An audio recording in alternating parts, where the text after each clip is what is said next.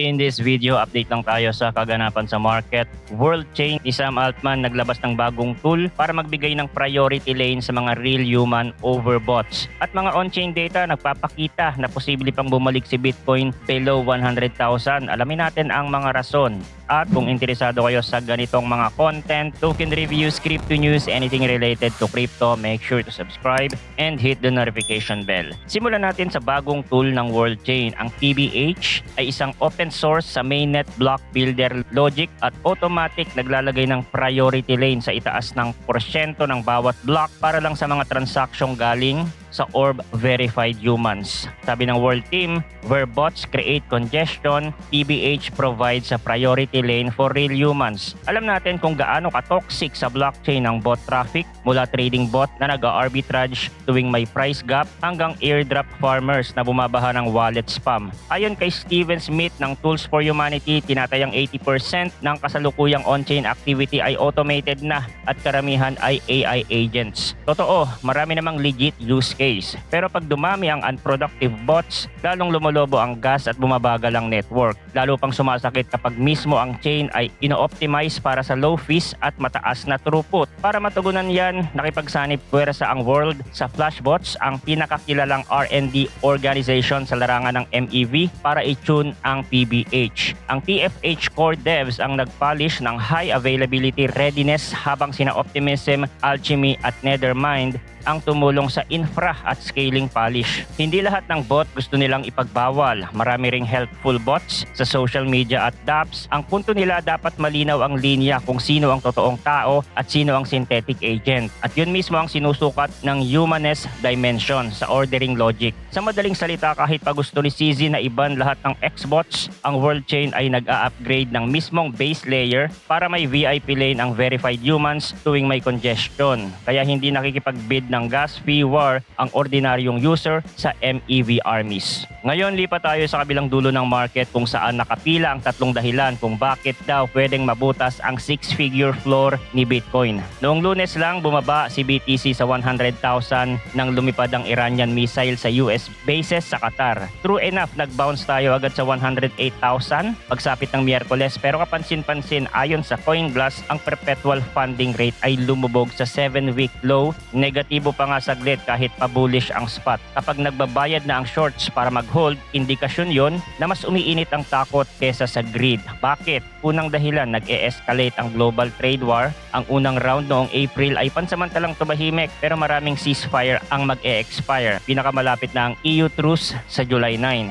Ang Washington Post nagsabing higit 50 beses nag-flip-flop si President Trump sa tariff policy kaya walang gustong mag-heavy long habang pwedeng lumakas bigla ang custom wall. Ikalawang dahilan, bumubulusok ang macro data na ilathala nitong Webes ng US GDP ay kontra estimates minus 0.5% year over year sa Q1. Sabi ng CNN, trade deficit stockpiling ang culprit. Maraming kumpanya nag-over-import in anticipation sa bagong tariffs. Ironically, samantalang depressed si BTC at umiilalim sa 112,000 ceiling, ang Russell 2000 index ng maliliit na stocks umakyat pa sa 4-month high. Ito ang tinatawag na AI hype rotation. Maraming fund manager ang kumakapit sa small cap sa paniniwalang makikinabang sila sa agentic AI spending. Pero ayon sa Gartner, karamihan ng agentic AI projects ay proof of concept pa lang, driven by hype at madalas nami-misapply, kaya ang fear ng overvaluation ay pwedeng maging ceiling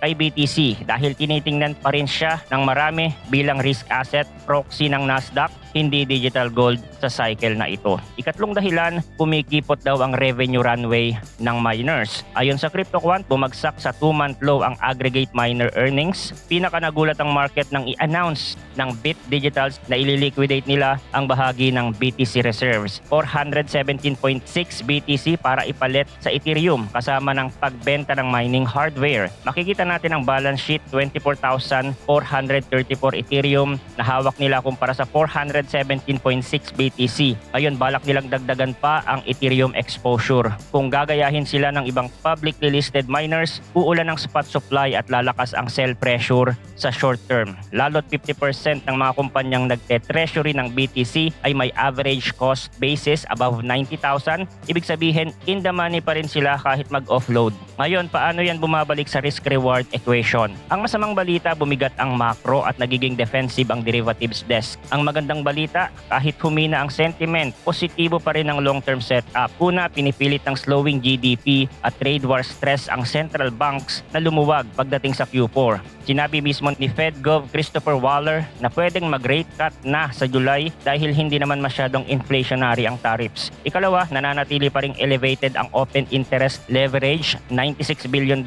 kahit nalusaw ang $114 billion sa peak. Kaya sobrang bilis ng bawat snapback rally kapag may positibong trigger gaya ng ETF inflow o rate cut hint. So habang hinaharap ng Bitcoin network ang posibleng bot-driven flash crash at minor liquidation, nagse-set up naman ng world chain ng mekanismong nagpa-prioritize ng human transaction kahit sobrang congested ang block space. Ang mensahe rito, papalakas na ng papalakas ang tema ng human first on-chain design sa mundo ng dApps at L2s. Hindi na sapat na mataas ang throughput at mura ang gas, kailangan mo ring i-filter ang spam bots na kayang mag-DOS ng network tuwing may airdrop o MEV frenzy. Kaya kung sakaling lumabo ang near-term BTC price action, tandaan natin sa laki ng innovation pipeline mula PBH hanggang MEV resistant architectures, lalong lumilitaw na pangmatagalan ng fundamentals ng crypto infrastructure. Short-term price action update naman tayo kay Bitcoin, mag-focus lang ulit tayo sa daily. So after nga na bumagsak si BTC sa below 100,000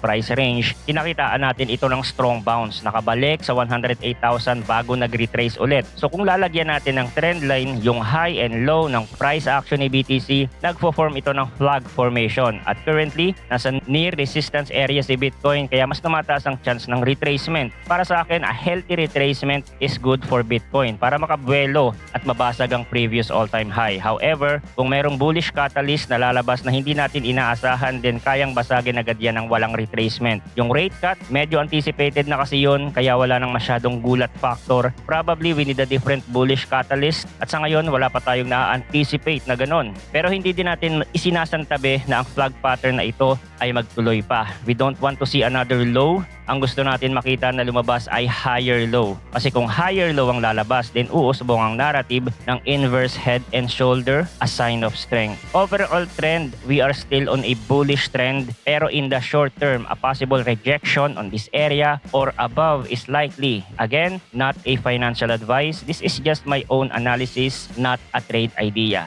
Okay? So yun lang ang crypto update natin for today. Thanks for watching again. Good luck and see you on the next video.